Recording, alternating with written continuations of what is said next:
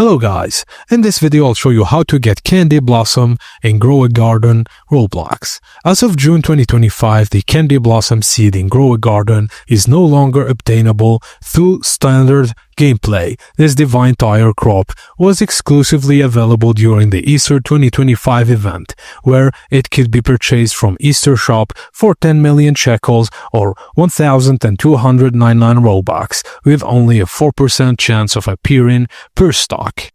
So,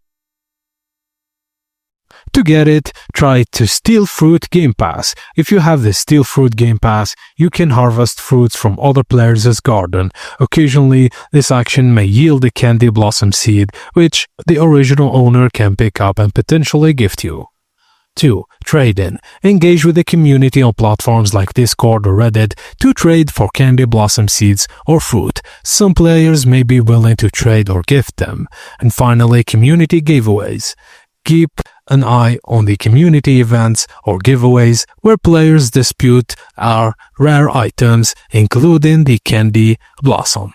And that's it, guys. Thank you for watching, and please don't forget to like and subscribe for more.